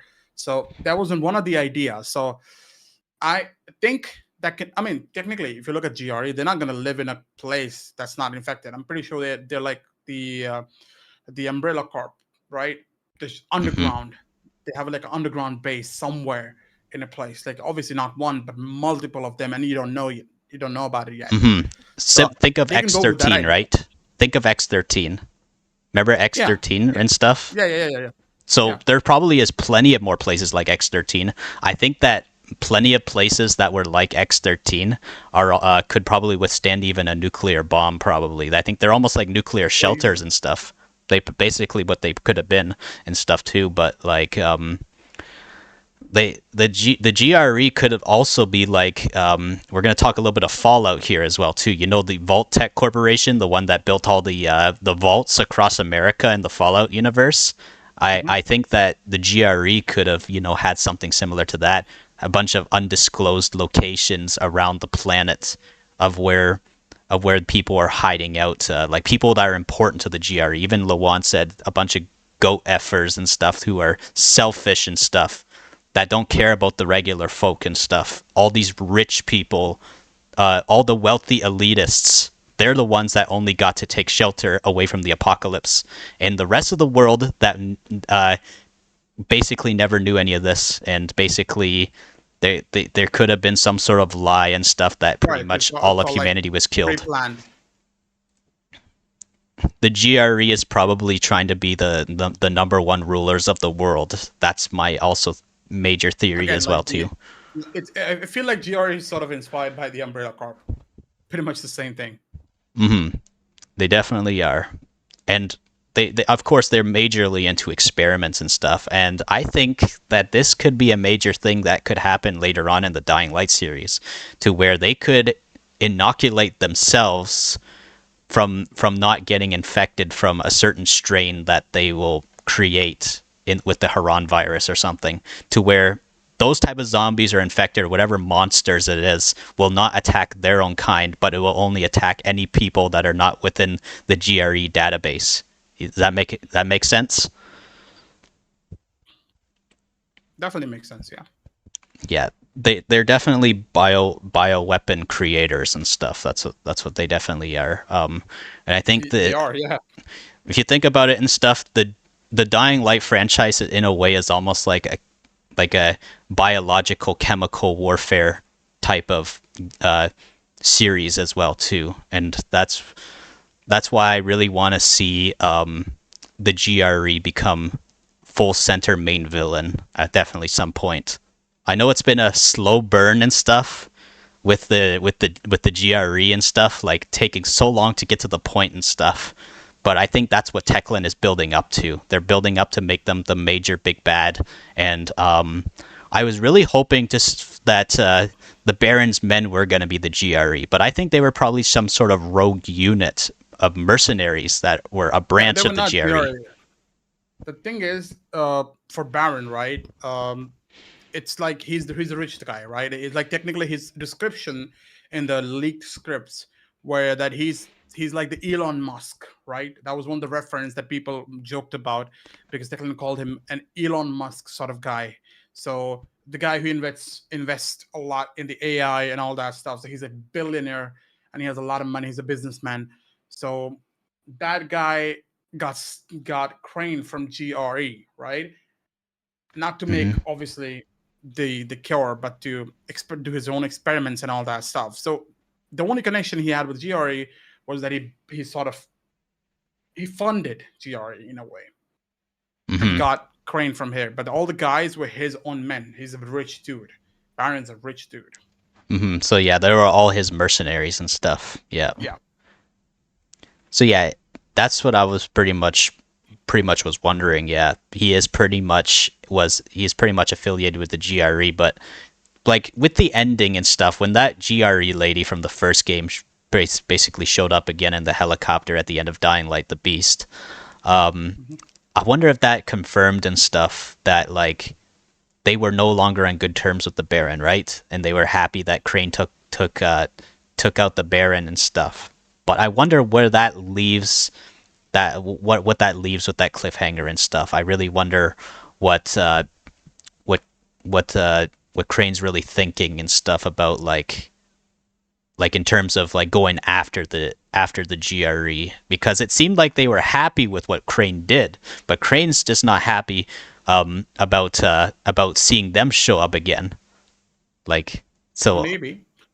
Maybe because the only reason why the GRE would ever give up on Crane, like why would they even give someone like Crane, right, to Baron? Because they knew what Baron was going to do on Crane, and they were hoping, right, to have Crane sort of get again control over his infection power, like the beast powers and everything. And maybe they were aware of all the other survivors out there. I'm pretty sure there's more people that have these powers. Because remember one thing, it's not just Aiden that was being experimented on, right? There were more people that Walt experimented on. So I'm pretty sure there's more people. And what the idea probably GRE was thinking of, that Crane would probably bring some people or those people together. And they knew Baron Mm-hmm. was going down, and the Baron was just like they were using him to sort of get to Crane, right? Mm-hmm. Technically, they had Crane, but I'm talking about the beast powers and everything, and to have all those other people, like people with telepathies and all that stuff. How would they get together? It was all a plan. GRE was waiting. They knew about this thing. They let the whole thing go and how it was going, and we were just waiting to show up at the very end because they knew it will eventually happen. That's why Crane, Aiden, and then we have a literal community with people that can control these infected people. Like, can you imagine how powerful these people are? And getting all them together, this was the best idea, to have all those people Mm-hmm. come together and go after GRE, because I think that's what they want. They want them to come after them. It's better. Like, Yep. think about it. Would you go and get Crane, Aiden, and all these people? And will they go willingly? No, they're gonna fight. You're gonna obviously die. That's Mm. Crane with beast powers. He They will rip off everyone. they could be setting up some sort of like Avengers like Endgame sort of thing with the GRE. Definitely, that's they could be doing. Like, I actually like, even though I do like how Dying Light 1 and 2 is like just a central protagonist. I do want to see Dying Light 3 have more than just one playable character as well. I want Crane there. Definitely, we need Crane. We definitely need Aiden and stuff too. You were talking about switching between the characters. Yes, I want to see a switch system and stuff, but I wonder how the Like heck would that GT. work. Yeah, I wonder how that would work though with co-op though. Obviously, like the whole co-op thing would make it a little bit more confusing with that mechanic though, because it's not like you can switch to that other character or something No, when the other it's player's disabled playing. in co-op. Yeah, they could probably work with something like that, probably Techland. But yeah, I think that's a really good idea, because I know some people do like the multiple playable characters in the Dead Island games, but maybe Dying Light could expand on it and make it even better than what Dead Island did. And not only that too, but I definitely would say that Dying Light has more interesting characters than the Dead Island franchise, definitely. I'm way more Oh yeah. interested in the lore in the Dying Light universe than Dead Island. I like how Dying Light it takes its apocalypse so much more seriously. That's what it is. And one thing I was just majorly disappointed with Dead Island 2 though. Like I really like the graphics, the gore and all that kind of stuff in the game, but a game that does wackiness way better is the Dead Rising games. Definitely, I like Dead Rising more than Dead Island. And even though Dead Island 2 has better graphics, better gore, and all that kind of stuff than Dead Island 1, I actually like Dead Island 1 more than 2 actually. So yeah, and because of course Techland just, I don't know, they just made it better than what what's that company again that makes Dead Island. Uh, the developers, Dam Buster Studios. Yes. Amber Studios. Okay. Yeah, Dam Buster. They they did okay on it. I would say at least this that was actually their second game they actually created. Dam Buster. I actually liked their first game more actually than Dead Island. Actually, it Yeah, was Dead Island 2 was fine. It was fun, but again, at the same time, it was like a game that it just relies on jokes. To be very honest with you, and gore and everything. That was brilliant, by the way. The whole what was the system they called it? the Uh, gore the flesh system. I think it's called. Yeah, I think yeah, that's what it was something like called. that. Yeah, Yes, no, that was and that impressive. was Definitely, it was very impressive. impressive. Yeah. Hmm. So there was good things about the game as well. It's just story wasn't that strong. Oh yeah, definitely. It was. It made Dying Light 1 and Dying Light 2's story look like a masterpiece compared to For real. Dead Island 2's. And I actually hated how there was no human conflict in that game. Actually, like I know Exactly. I mentioned that. some people said that, oh, the they need to focus just on the zombies and stuff, but I said, but then again, there's tension and stuff between some of the humans. It makes no sense and stuff why there's no human battling and stuff. Like I forget what these characters' names were, but like there was some major drama going on between the humans in some of the cutscenes and stuff, um, in the in Dead Island 2. So yeah, that's what made no sense to me. I was like, what? Why is there no human conflict and stuff? Dead Island 1 had human conflict a little bit and stuff, like at the police station, I remember, and some of the bandits and stuff that you got into, combat with. So yeah, there was that. But yeah,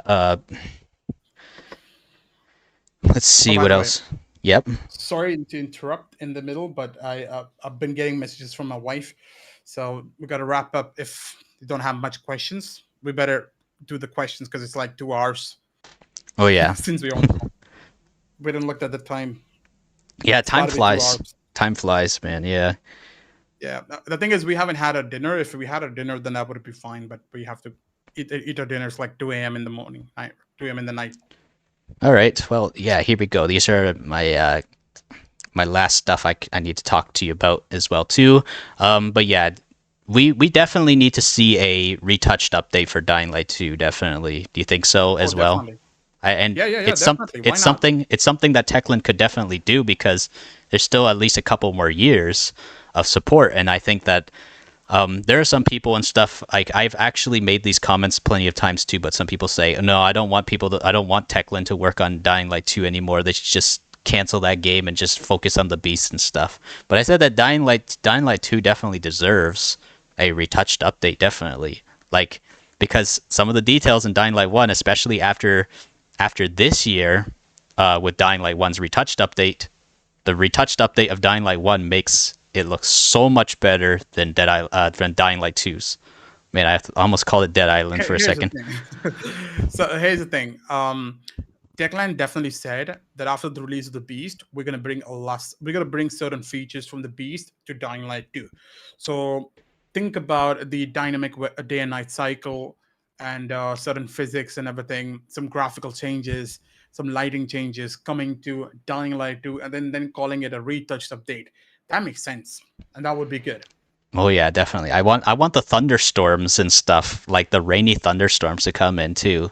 Uh, and The rain is also, beautiful in the Beast. oh yeah, definitely. It absolutely is. I And one hated the rain in Dying Light 2 because every time I'm recording, it's raining and it's so annoying. Like you barely see shit. It's so bad. In the Beast, man, I just love it. The ambience. Whenever there's a place in the map, right?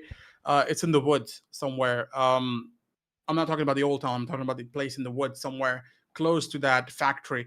You have that house. You're in there when it's raining. Just look out of the window. It's so beautiful.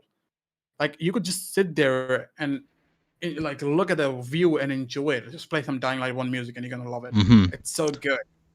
Yeah, what one thing definitely, like, reason why the Beast looks so good, especially too, in is because Techland are really good at making nature looking areas, like like remote areas that are just with a ton of nature. Now, if you play the Call of Juarez games, of course, Call of Juarez Bound in Blood, that's a 2009 game.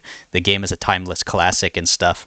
And I've noticed that some of the assets of like some of the trees and all that kind of stuff, they look all very similar to some of the Dying Light the Following areas and some of the Dying Light the Beast areas. I like that's one thing that they're just really good at. They're really good at making foresty looking regions, and I think the reason why they're so good at making areas with all this nature and stuff is because of their experience with making Wild West games with the Call of Juarez series, and that's why I think that they've nailed the countryside in the Following, and they nailed the Castor Woods area. It's because of that, and I think that's why I would love to see them do a fully open world Call of Juarez game, and that will give a lot of Red Dead Redemption some good competition and get some Red Dead Redemption fans that are hungry for more Western adventures in gaming, because the Wild West has actually not seen many games. Actually, when you think of Wild West games, you just think of Red Dead Redemption actually. And when I tell a lot of people that my first Western game actually ever was Call of Juarez and not Red Dead, and when I got into Red Dead and stuff, I became a major fan already as it was, because I was already familiar with Call of Juarez, and yeah, that's all I gotta say about that and stuff. It's like I think it's a really good opportunity for Techland to definitely make another Call of Juarez for sure. Definitely. We're gonna get to our final questions and stuff actually of this one. This is about a television series for Dying Light and stuff. Now, I know this is a major controversial topic because there's so many shows and stuff that are video game adaptations. They either are hit or miss and stuff. Last of Us was decent for season 1. Season 2 started off strong, but it flopped towards Yeah, it flopped. it flopped later on, definitely.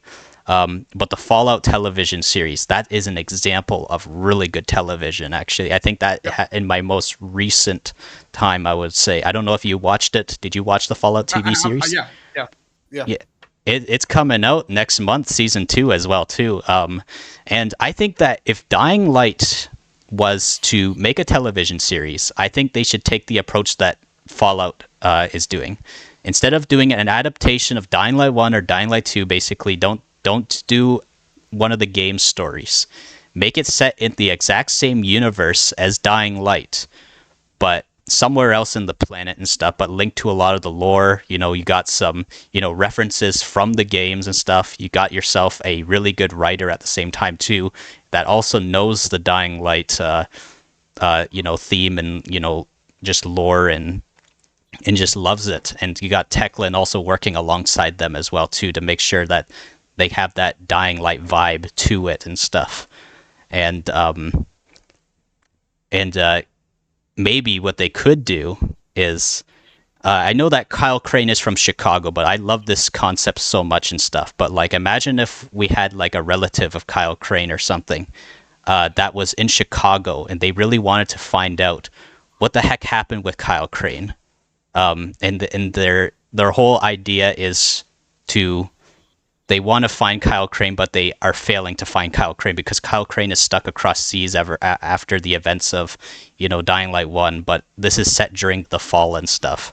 And most of Chicago is locked down and stuff. And most of a lot of people are infected. There are people wearing biomarkers, and you got like the governments that are constantly checking people's biomarkers, all that kind of stuff. And maybe you also got a GRE lab leak of the Haran virus, and it eventually gets out, and then a lot of hell breaks loose and stuff like that.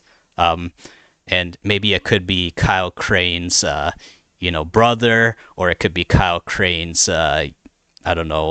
cousin or whatever, something like that is the main protagonist. But like if you have someone that's related to Crane and they have the exact same last name as Crane, but their first name is obviously different, does that sound like an interesting, plot to you? If something like that was to happen, like if it began in Chicago? Yeah, sounds interesting. See, anything before the fall sounds interesting, to be very honest. Mm-hmm. Like, we haven't seen or explored much of how the world looks before the infection took over. So yeah, all those things are interesting. And that's why I think that it will be amazing, actually, to have something like that, because we also don't know what's going on stateside really all that much. All we've seen was in the newspapers in Dying Light 2 about some of the stuff that's going on, like the power grid collapsing. All that stuff, right. And probably a lot of mentions to Haran, maybe too. They probably would mention Haran like so much, probably in a television series like this too.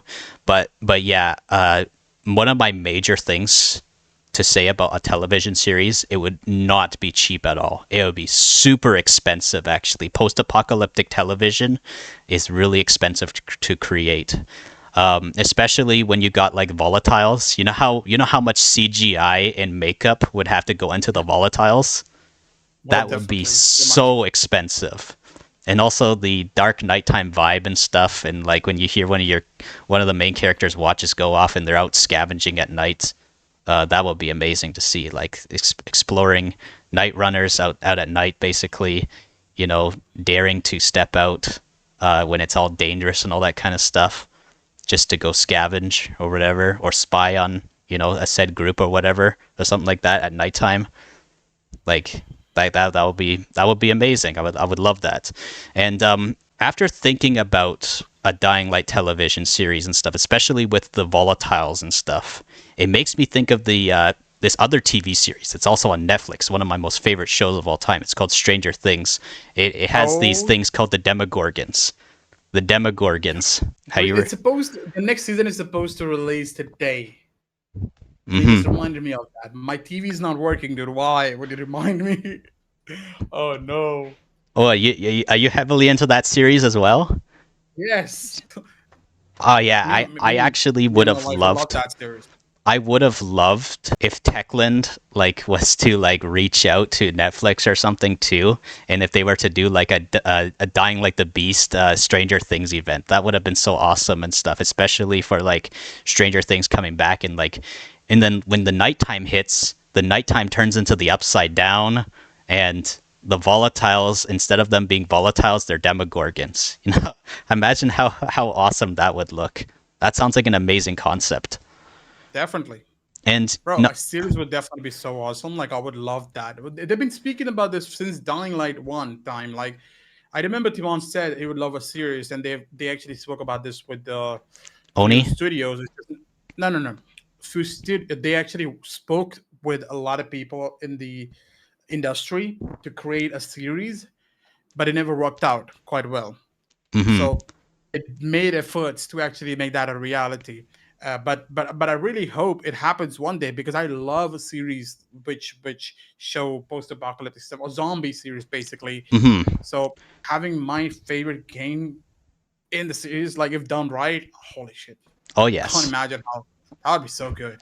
Oh yeah, definitely. I've been thinking about this for so long, actually too. I even made myself on my channel too, what would a Dying Light television series intro look like? I don't know if you saw that pop up before on YouTube, but I made something called Dying Light TV series intro fan made.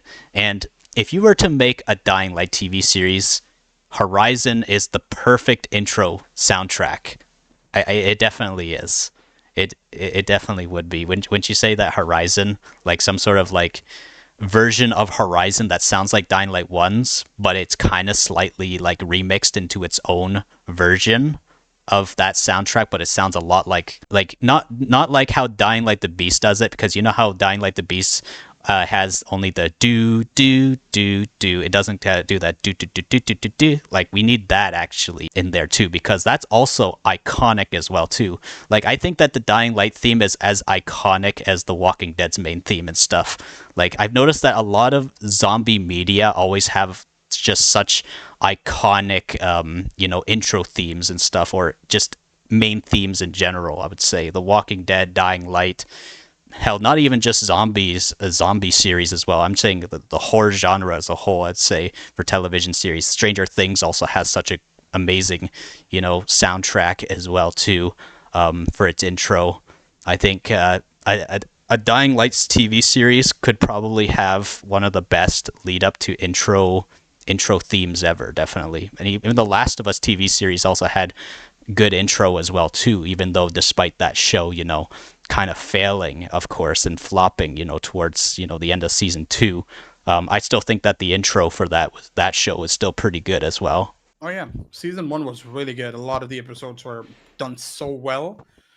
I'm not gonna say why season 2 failed, but pretty sure people know that already. Yeah. But yeah, like a lot of people are also roasting The Last of Us. They're roasting it like so much by like, especially the Fallout fans and stuff. They're saying this is how you do an adaptation well and stuff. You don't have to have it always based on what happened in the game. You can like, I know that Resident Evil with their adaptation of movies and stuff, they weren't based entirely on the game's stuff. And I know that people obviously preferred the games over the movies and stuff. But like if Dying Light, of course, does their own adaptation of film adaptation, they should definitely not do it the Resident Evil route. Definitely not, because there are times and stuff where Resident Evil, didn't even feel like Resident Evil. Like, because most of the time, everyone, when they watched Resident Evil, they were fans of the games and stuff, and they were like, this does not feel Resident Evil and stuff. That's why I say Dying Light, especially if Techland, if they ever watch this podcast or anything like that, especially if you share this out with the community, all that kind of stuff, I would really love this idea to get out to them. They should learn from the Fallout television series. That series is such a good series as well. The first season was really good. The second season, it's looking like it's going to be shaping up to be pretty good. So yeah, we are getting some really good TV series coming up. We got Stranger Things 5 coming out, and then next month we got season 2 of Fallout and stuff. So yeah, I think that if Techland, work with some sort of studio, whatever like that, maybe they partner up with Netflix or Prime or anything like that, just take some inspiration either maybe from Stranger Things or even the Fallout series and stuff. But yeah, I think that I can definitely see the volatiles being so much like the Demogorgons, like the horror of them and stuff. Like, can you just imagine like hiding around the corner and stuff, and like a volatile lurking behind the corner and stuff, looking for the person that's hiding, and they're trying to like keep their mouth shut as quiet as possible. Like that would be terrifying. Oh, definitely. And also the whole UV light stuff would be so sick too, like in a television series adaptation too. Like the second that a volatile like just pounces at somebody and they take out their UV flashlight as fast as possible, or a UV bar. Like there would be a lot of CGI, a lot of all that kind of stuff. It would be so good. It just would be so good.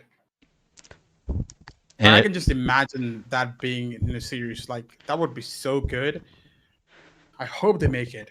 I hope Techland like still continues to search for a good studio to make this thing a reality. since that Netflix is so popular and all that kind of stuff, I think that it should probably be Netflix and stuff, because that's like the number one streaming platform. I know the second is Prime, because I know the Fallout TV series has actually made Prime pretty popular. Also, the television series The Boys is also really popular on Prime as well too. Never seen The Boys though, but I've seen it. I've heard a lot of people say it's really good though. Oh, that's really good. Yeah. It's a really good series. Oh, definitely. I should definitely check it out. Especially the last 2 seasons, because of my favorite actor, I would say, Jensen Ackles. Like, I love his series, the Supernatural series that he worked on. Yes, I love that series too. Yes, Supernatural. That's a good one and stuff too. Yeah, Jensen Ackles played Dean Winchester. Really good, really good in that. And speaking of, I remember speaking of Jensen Ackles, it. I remember Backboard Films. This is what he said. He said that if they were to do a Kyle Crane as an adaptation, even though I even said that they shouldn't adapt any like of the story from the games or something, he said that Jensen Ackles would play a good Kyle Crane. Definitely. He can have the voice of Kyle Crane kind of too. Like, he also has the sarcasm. He's a really good actor, and his voice is perfect. Like, it's deep. Definitely would suit Crane. Oh yeah, for sure. But yeah, I think that's concludes our conversation about the Dying Light franchise as a whole, and yeah, all that stuff that we just talked about. So yeah, so what's your final thoughts? My final thoughts regarding like the podcast or the whole game? Everything about the podcast, everything. Firstly, this would be like the first time I've ever did a podcast, and not for this long. Crazy. Definitely love speaking to other creators, knowing their ideas about the game, about the updates, what they want to see in the game, and all that stuff. So it was a good experience, I would say. My first time, like I said, really good experience, and I would love to do more of these things in the future. If you are doing some, or other creators are doing some, I would love it. And speaking about everything we just discussed, I hope Techland sees this and takes into account some of the ideas that we have shared here, especially for the series and the next game and the prequel that you talked about. Really good ideas. So I hope they listen to it. If not, I would still send them these ideas that you have come up with, and we'll let them know that you came up with these prequel ideas and all that stuff. So we'll definitely share it with them. Mm-hmm. Yeah, this was an honor, man. I'm so happy I actually finally got to speak with you. Actually, I've been really wanting to speak with you for quite a long time and stuff. And it's all thanks to YouTuber Beast.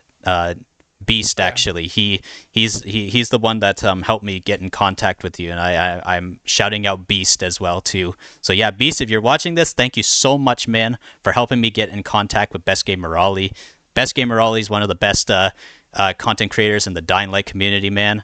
I love all his his content talking about the Dying Light franchise, and I'm so happy that the reason why I'm so happy that I got to speak with you and stuff too is because I am surrounded by so many people that I hang out with that actually are not interested in Dying Light, and this is what makes me so happy that I get to speak with someone that actually is this interested and so devoted to this franchise as what I am. That's what makes me so happy and stuff. Like, I feel like I'm an outcast in many of the other communities I hang out with, because a lot of the people I hang out with are mainly GTA fans and all that kind of stuff. I hang out with a lot of people that mostly only just play Rockstar games and stuff. Like, sometimes I get sick and tired of just talking about GTA and Rockstar and GTA 6 got delayed and blah blah blah, all that kind of stuff. Like, I no doubt about that, I'm really excited for that game and all that kind of stuff, but I just wanted to actually talk with someone and stuff about something that my channel is majorly centered around. Even though I am a variety gamer, I cover so many other games and all that kind of stuff. This is why this is a major honor, actually, that I got to speak to you all about this, man. But yeah, I'm gonna do my outro and all that kind of stuff right here, all right? So anyways, guys, if you guys really enjoyed this podcast, consider dropping a like. And if you're also a Dying Light fan, please consider subscribing to the channel and ding that bell icon really hard so I can always stay within fast reach of your fingertips when new uploads arrive. ZombfectedGaming 349 over and out.